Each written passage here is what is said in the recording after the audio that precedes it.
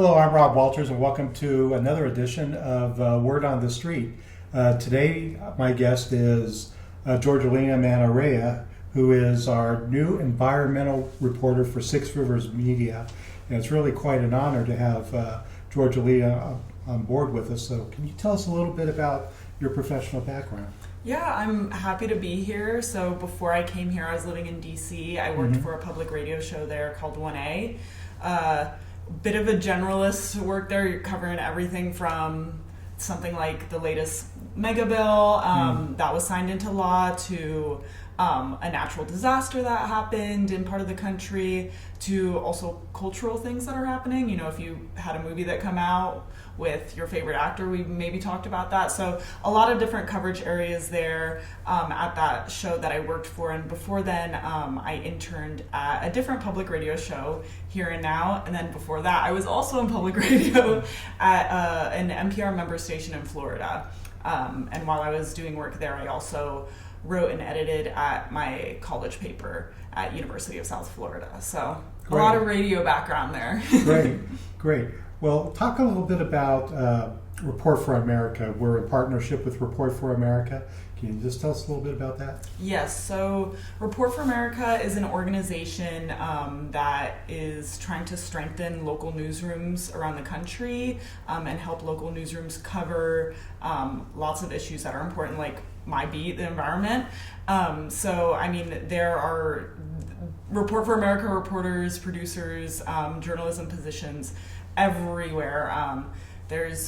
I could list them. It would take me a long time to list them. So that's what I'm doing here in covering the environment is through Report for America. Yeah, that's quite an honor to be selected. It was a little bit of a process, wasn't it? Yes. It's a long process to interview to be a core member, and then through then I was put in touch with you all, and then you interview with individual newsrooms that were accepted to have Report for America core member positions in their newsroom. So I first interviewed with Report for America, and then I was put in touch with the newsrooms, such as Six Rivers Media. Great. And so talk to me a little bit about the environmental beat that you cover.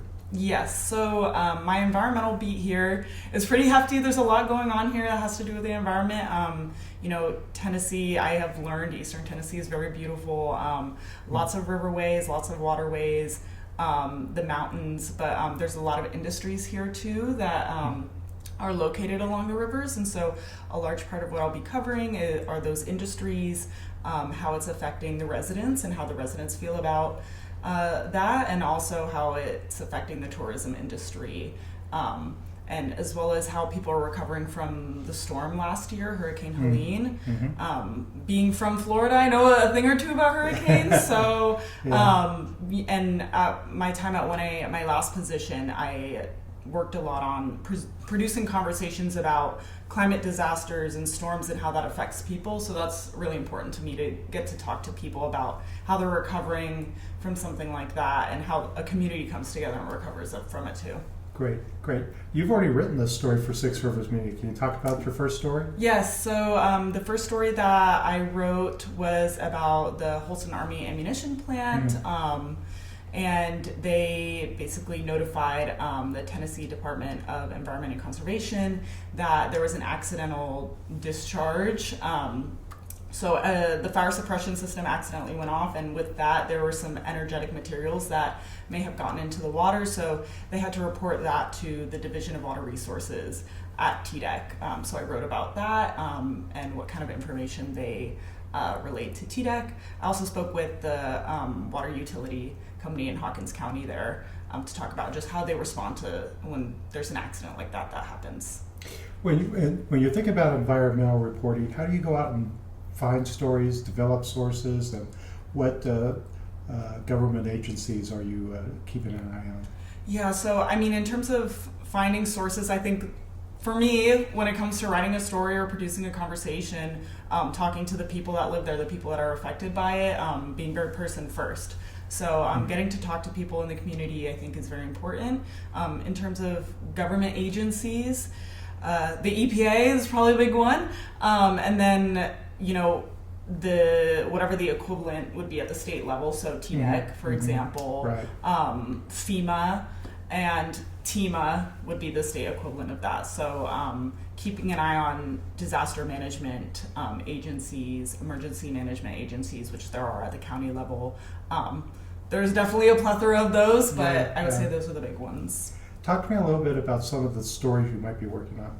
Yes, so right now I'm working on trying to talk to residents in Irwin about how they're feeling about the renewal of a permit for a nuclear fuel services outfall. That permit's going to be renewed, and as we can see through public documents, some of the residents aren't happy about that renewal. So I'm interested in reaching out to them and talking to them more about how they're feeling about that. I'm also in touch with the National Weather Service Forecast Office in Morristown, who covers this area of eastern Tennessee, and we're seeing is increasingly important with all the flash flooding happening across the country, not just in Texas, but also in the Northeast. And after the storm last year, I'd be interested in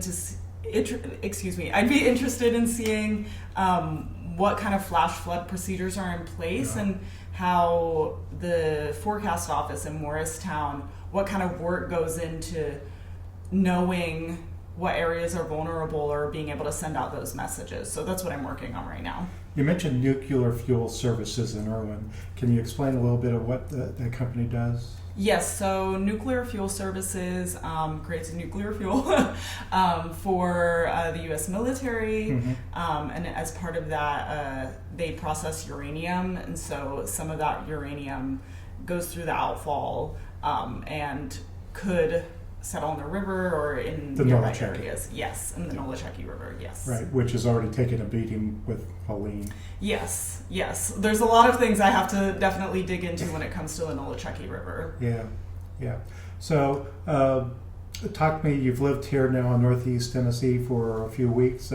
What's your impression of the area? A few weeks, beautiful. In Florida, you drive through and it's very flat. There's not, I've been telling people there's not a hill to even skip over in Florida. So, just getting to drive around and see the rolling hills and the mountains, that's the first thing I notice about it. And also, everybody's very friendly and talkative. That's another big thing that I've noticed about the area. Great. You've had an opportunity to visit all our newsrooms from Mountain City and Irwin and Johnson City and Kingsford, so you'll be working with everybody. If somebody has a story idea, how can they reach you?